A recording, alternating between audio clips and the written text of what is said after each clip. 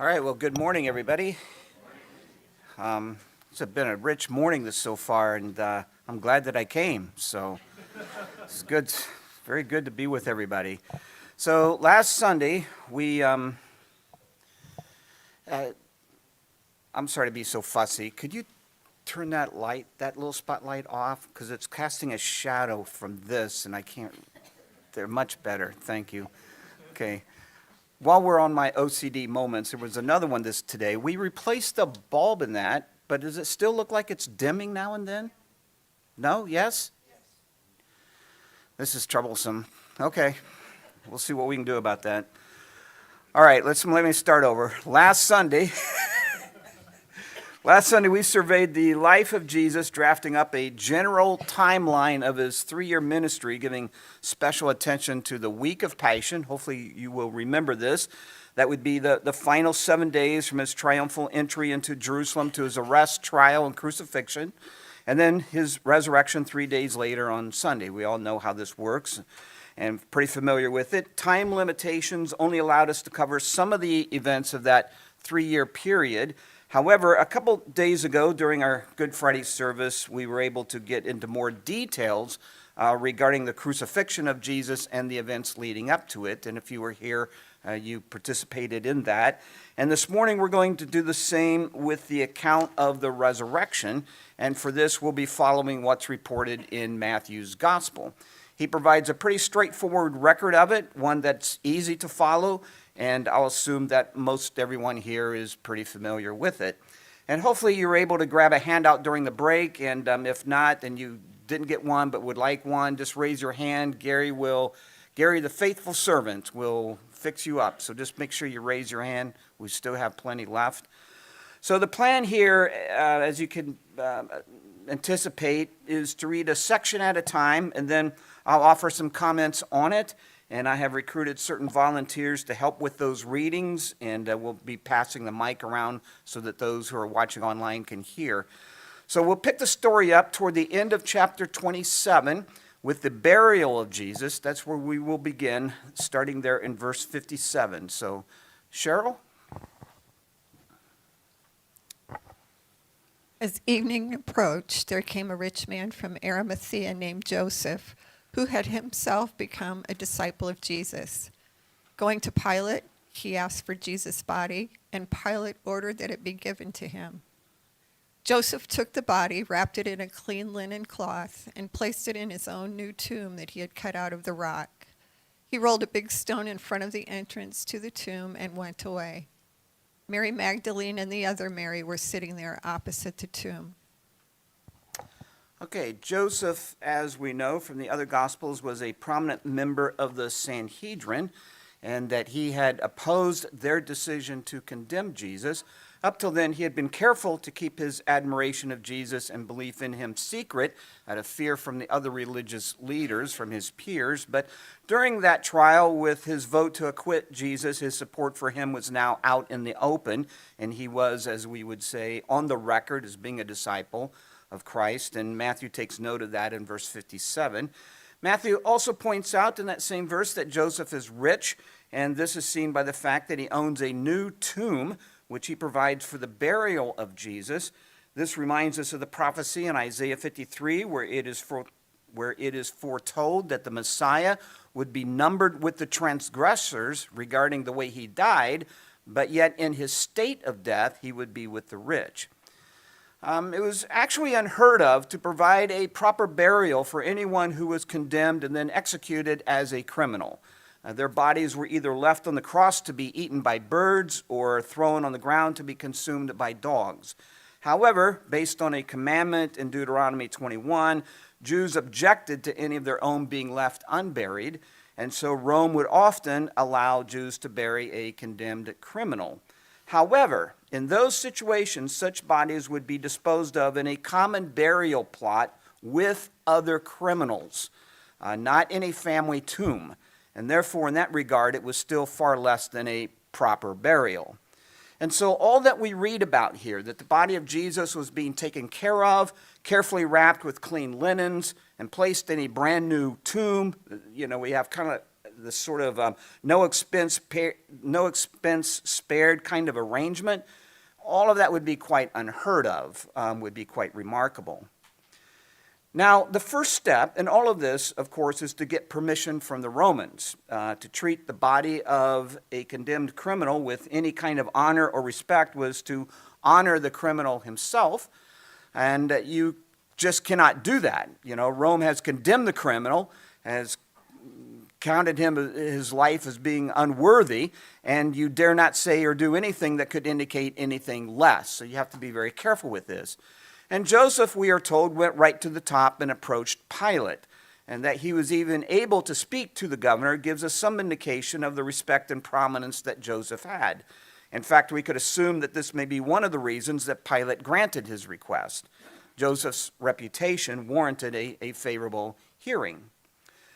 Matthew speaks of evening approaching, referring to sunset, which would mark the end of Friday and the beginning of the Sabbath.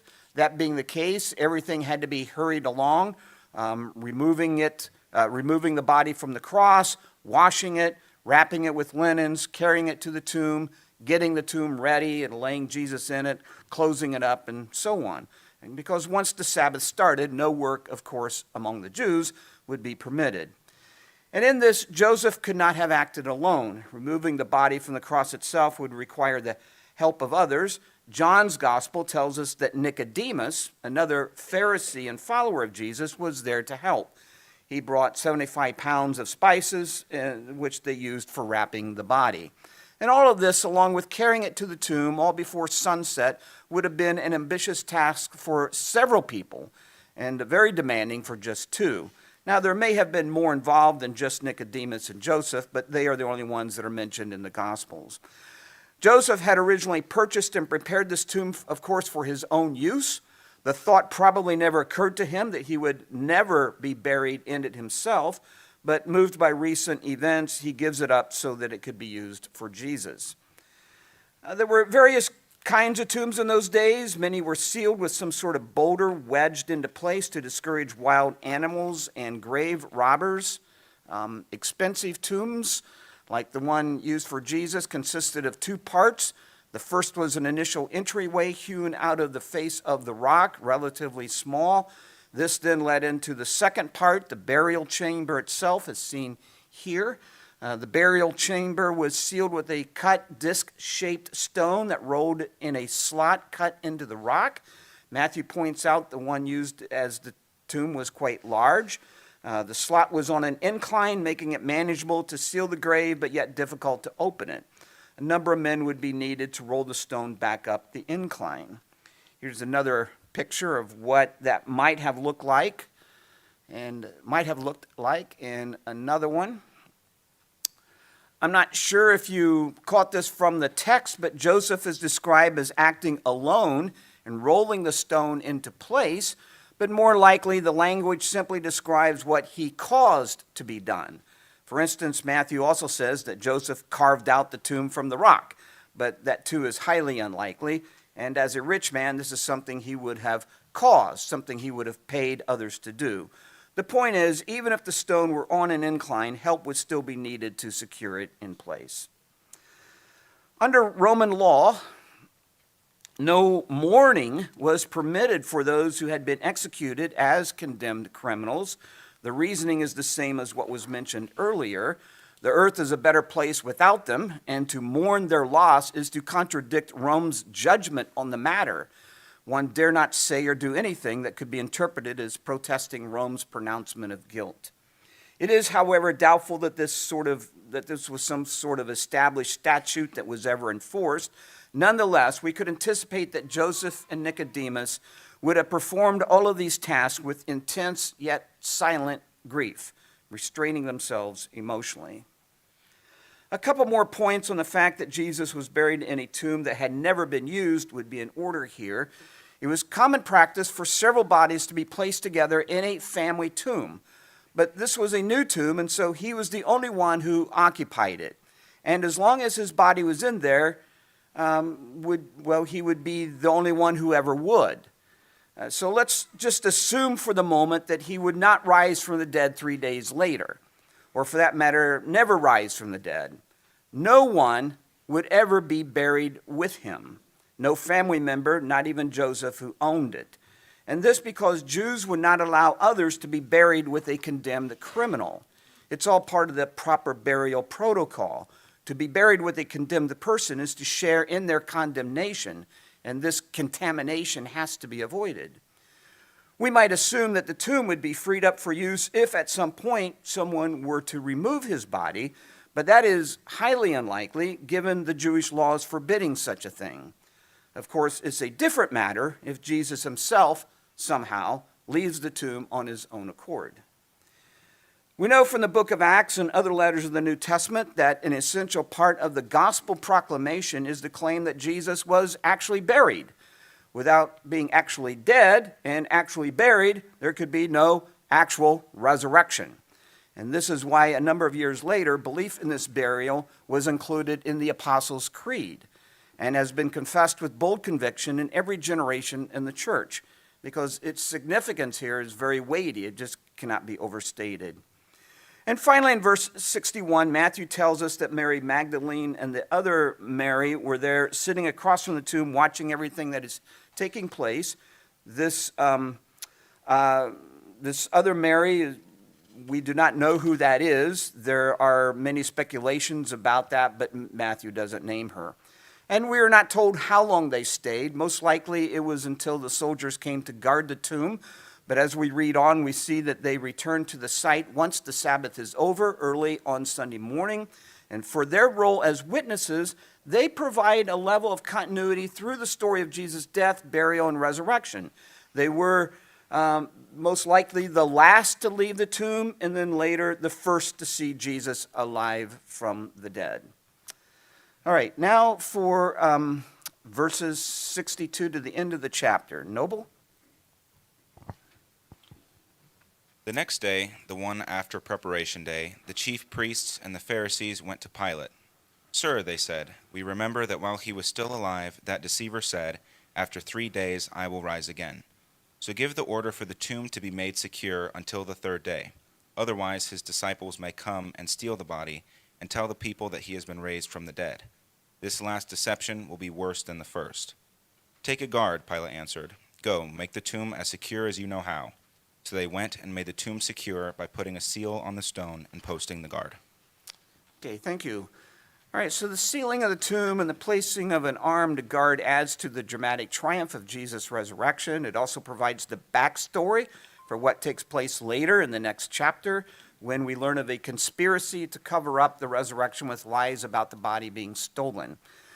The Jewish leaders obviously do not believe in Jesus' predictions of rising again. They are merely afraid of a perpetual fraud. Jesus' first deception, if you will, was his claim to messiahship, of claiming to be the very Son of God himself. His last deception was this claim that he would rise from the dead. This is what they're all troubled about. Knowing that Joseph and Nicodemus were sympathetic to Jesus and his movement, they may have pictured the possibility that they would return the body to the disciples or in some way make it possible for them to take it from the tomb in the dark of night. Even if this were the case, we must appreciate that the disciples would have had a difficult time claiming a resurrection when all they would have would be just an empty tomb. It would take much more than that to sell the story. But the Jews did not want to give them even that opportunity. And so they approached Pilate and asked that a guard be posted. Now, at this point, we can imagine that the governor is growing even more weary of them. You remember all that transpired up to the point of Christ's death and all that he had to contend with the Jewish leaders. The phrase, "take a guard," in the NIV can also be translated, "you have guards," which is how a number of modern versions render it. If so, then Pilate would be telling them that they can use their own temple police and that he would not be providing any Roman soldiers. And this explains why, after the resurrection, those who guarded the tomb reported directly to the chief priest, and not to Pilate. So whatever the case here is, Pilate by this time is more than convinced that the Jewish authorities are, well, crazy wackadoodles. I mean, he's just really getting tired of it. And he's growing more and more impatient with them. You know, we can imagine thinking something along these lines. You know, you were afraid of this man when he was alive. Now he is dead, and you are still afraid. If you really think it will help, go ahead, but use your own guards. I'm done dealing with all of this. Leave me alone. I think that would be his attitude. So with a free hand in this matter, the Jewish leaders would not be able to complain if things went wrong. They secured the tomb by posting their guards, sealing the stone with a cord and an official wax seal. And this, of course, is all quite significant. There had to be a way to show that the stone had not been moved or tampered with. If the cord and seal were intact, then this itself would dispel any talk of a resurrection. And so from their point of view, they had neatly prevented any possible attempt the disciples might make to start such troublesome rumors.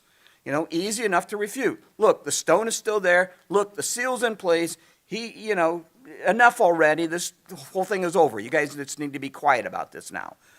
But in doing this, they took on more than they realized. There's some irony here. They inadvertently ensured that they could not, later on, fall back on the body was stolen argument once the tomb was discovered to be empty. The very measures they took would actually support and reinforce the claim that Jesus rose from the dead. The irony here cannot be overlooked. In fact, on some level, it's actually comical. They take all of these precautions to ensure that the body would not be stolen, measures that are actually ironclad, and yet that is exactly what 3 days later they themselves end up claiming, which leaves only two options, both quite embarrassing for them.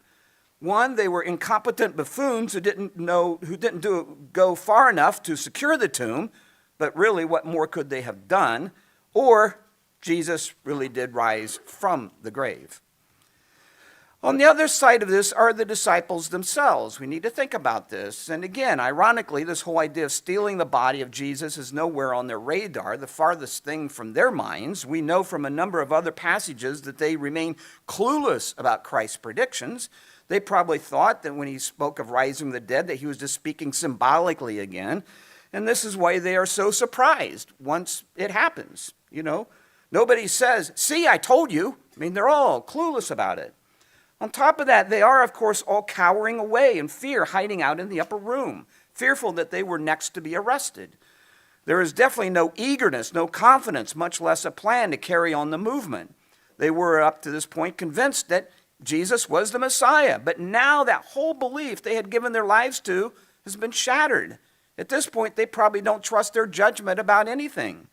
The whole idea of overcoming the guards, breaking into the tomb, finding a secure place to permanently hide the body, and then go on and boldly claim, based on just an empty tomb, that Jesus has risen and is the Messiah and Lord of all, and then be willing to suffer and die for what they knew to be a lie, is just, you just can't believe it. It's utter craziness, foolishness. And all of that to what end? For what purpose? So as we now head into chapter 28, we take note that in this account that no one disputes that the grave is empty. That itself doesn't prove a resurrection, does not actually prove it, but again, you cannot have a resurrection without an empty tomb. How it became empty and what that emptiness means is, of course, another question, one that Matthew now turns his attention to. Patty? After the Sabbath, at dawn on the first day of the week, Mary Magdalene and the other Mary went to look at the tomb. There was a violent earthquake, for an angel of the Lord came down from heaven, and going to the tomb, rolled back the stone and sat on it. His appearance was like lightning, and his clothes were white as snow. The guards were so afraid of him that they shook and became like dead men. The angel said to the women, "Do not be afraid, for I know that you are looking for Jesus, who is crucified. He is not here. He has risen, just as he said. Come and see the place where he lay. Then go quickly and tell his disciples, he is risen from the dead and is going ahead of you into Galilee. There you will see him. Now I have told you." Thank you. Okay, so before we dig through this verse by verse, the first thing we should be struck with is how this account here that Patty just read enjoys a ring of truth about it. So what do we mean by that? Matthew's account, as do the ones in the other Gospels, each have a self-authenticating character. As one scholar puts it, the reader cannot help being impressed this is quoting the scholar, the reader cannot help being impressed by the extraordinary sobriety of the four gospel writers, as they relate what, from any perspective, must, if true, have been the most stupendous event ever to occur in human history. Okay, so in other words, contrary to what we would expect, Matthew's account, for instance, is actually quite basic, quite simple. There are not that many details given. It comes across like a short summary. If this story were fabricated, we would expect all sorts of fantastical descriptions about all sorts of things. There is no description in Matthew's account of the resurrection itself, or of Jesus leaving the tomb, of how that took place, or even when. If Matthew made up the story, we would have expected him to elaborate on it, actually quite a bit. But there is no theological comment on what all of this means, and nothing about what might be going on in the unseen world. The story itself, though profound indeed, is pretty much matter of fact. There are some dramatic details, indeed, but they all fit in line with what we would regard as a faithful and true report. In other words, Matthew simply lets the facts speak for themselves, and he provides just the facts that are necessary to explain what took place. And so if the story is an invention, quite frankly, it's a pretty bland one. Not surprisingly, we find jazzed up versions of the resurrection in a number of those counterfeit gospels that were floating around during the 2nd and 3rd centuries. We find in them descriptions like the cross of Jesus following him out of the grave, multiple angels descending from the heavens, a loud voice ringing out from heaven, a darkness over all the earth, then instantly a bright flash of light from horizon to horizon. We have an account of death and Jesus engaged in a dialogue. Jesus laughing at death and then rising in the chariot of the cherubim, and so on. Cherubim. In contrast, Matthew's account doesn't come across as embellished, and the same can be said for the accounts in Mark, Luke, and John. And this testifies to the veracity of what is recorded. Even the way the disciples seem confused and bewildered when they first learn of the news, as reported in the other Gospels, is not what we would expect if these accounts were made up. Nor would we expect women to be the first witnesses, given that the testimony of women in that particular culture was considered worthless. So again, the gospel writers were faithful to give it as it was and to let the facts speak for themselves, even if the facts were less than complimentary. And now comments on the text itself, starting with verse 1. Matthew states that the reason the two Marys went to the tomb was to check it out, to look at it, to use his words. Mark fills that in for us, telling us that they wanted to anoint the body of Jesus, but of course they were wondering among themselves who would roll the stone away from the entrance because it was too heavy for them to do that.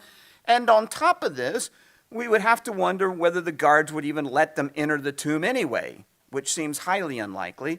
But these particular obstacles did not keep them away. It appears that whether they would be able to anoint him or not, they had a strong emotional desire to be there, to be near him, and just could not be kept away. And now in verses 2 through 4, Matthew begins the actual account of what takes place. And as we read there, we see that there is a violent earthquake, an angel coming down from heaven.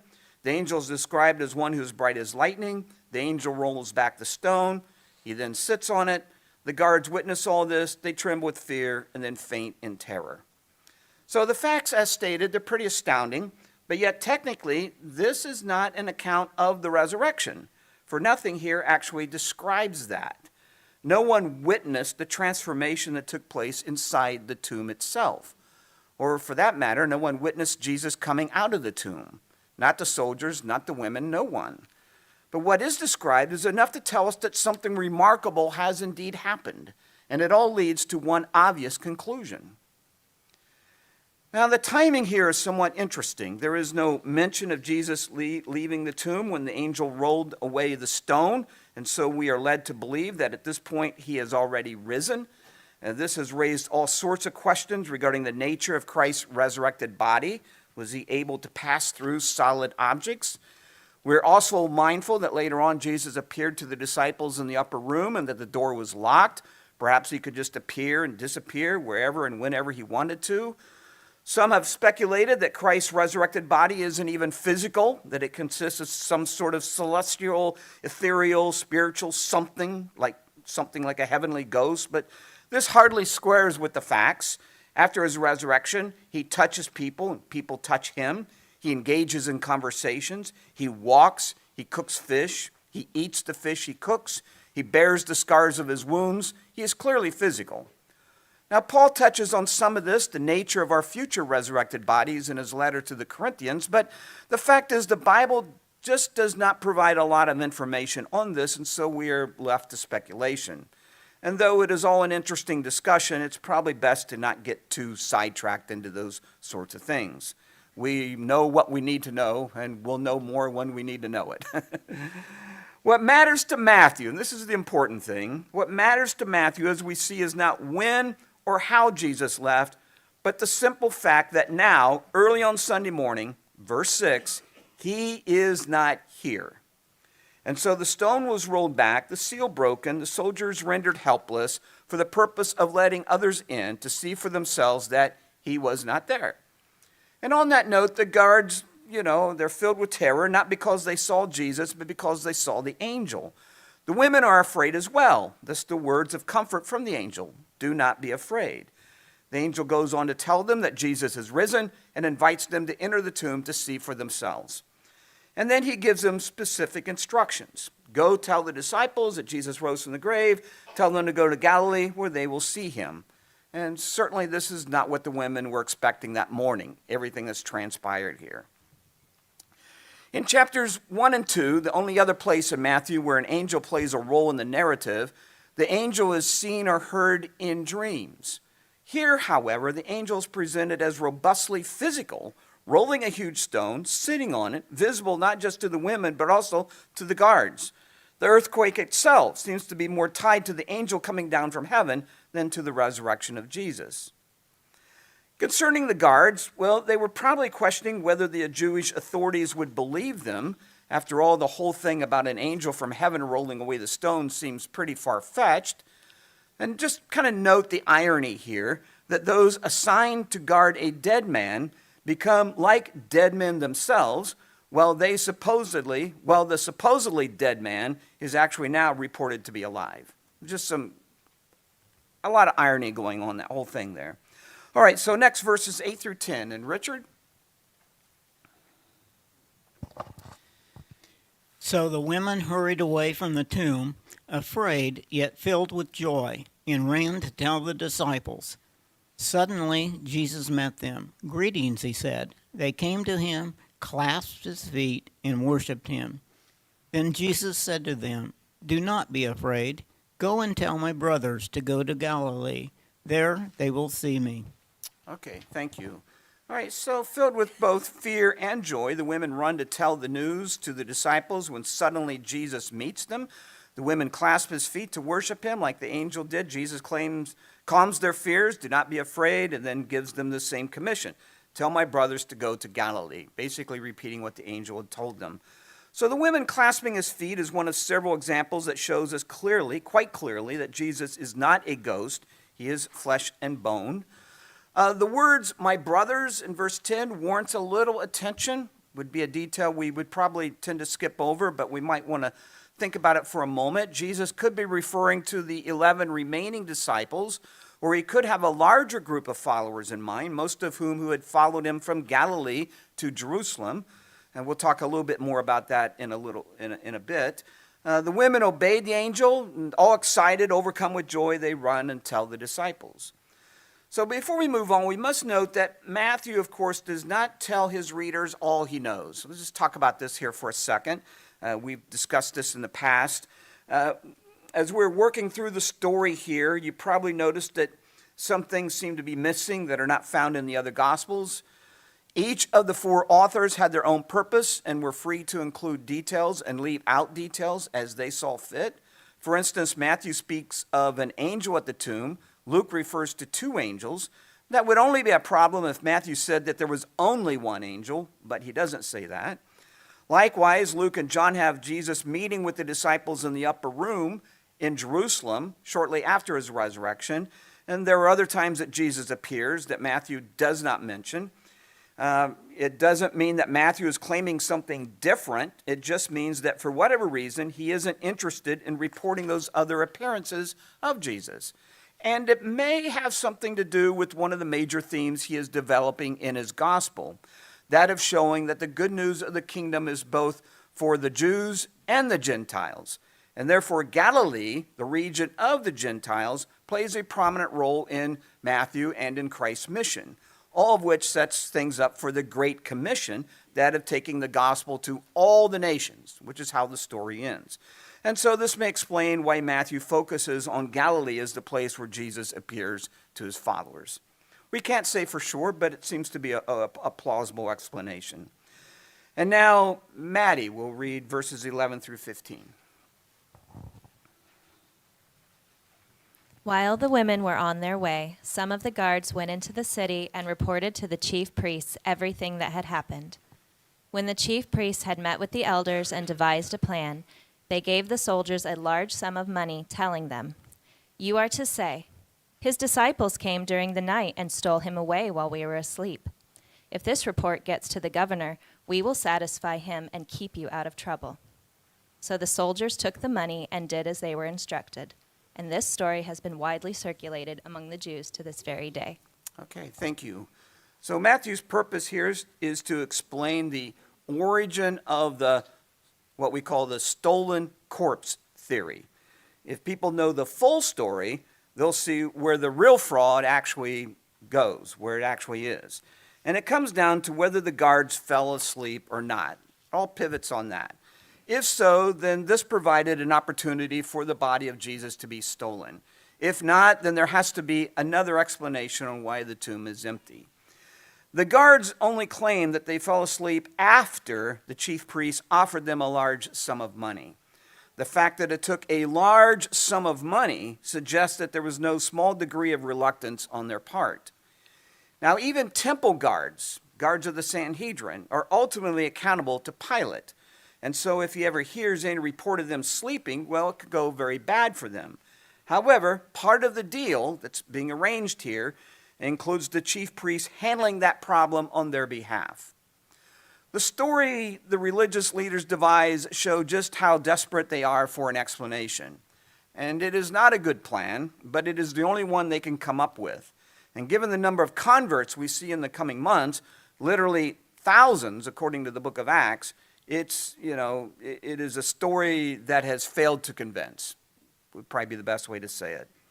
All right, and now the final verses, a familiar passage we all know as the Great Commission. And Ted? Then the 11 disciples went to Galilee, to the mountain where Jesus had told them to go.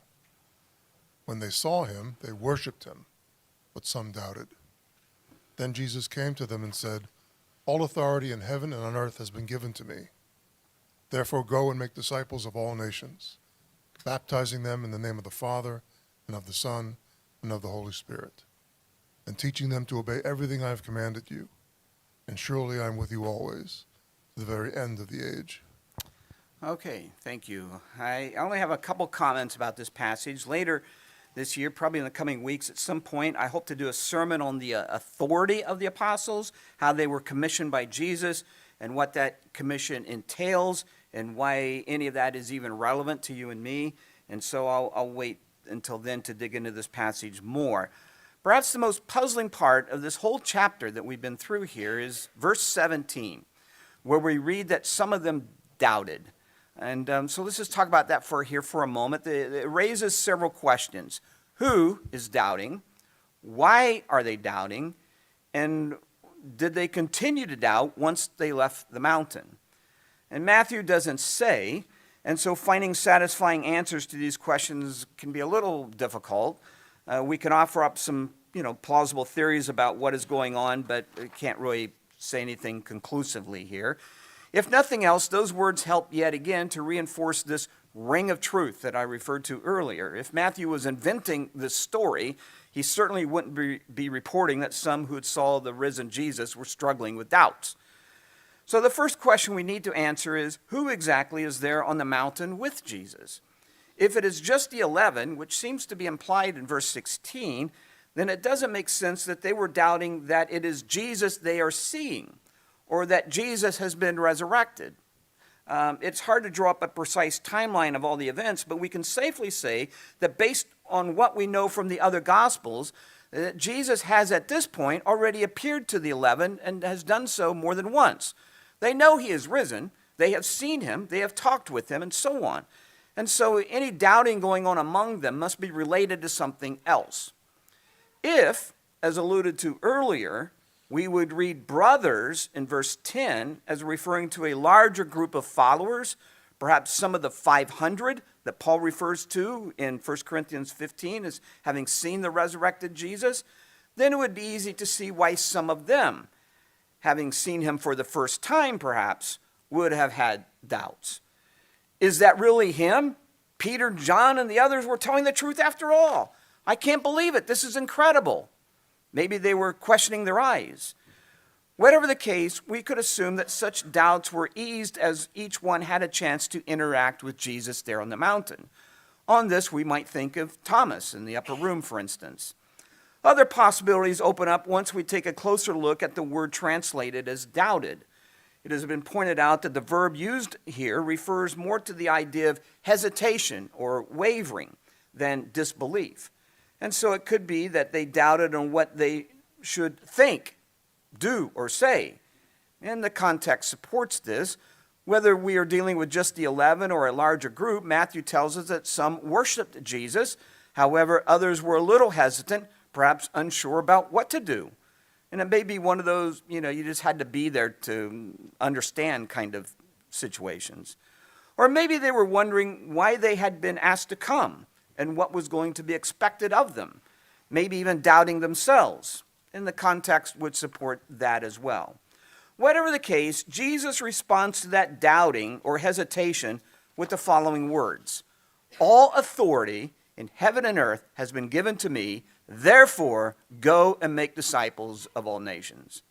This charge to go and build his kingdom based on his absolute and all-encompassing authority should entice them to shake off any wavering they might have and step up to the plate, honored that they had been chosen for the task. All right, and it may be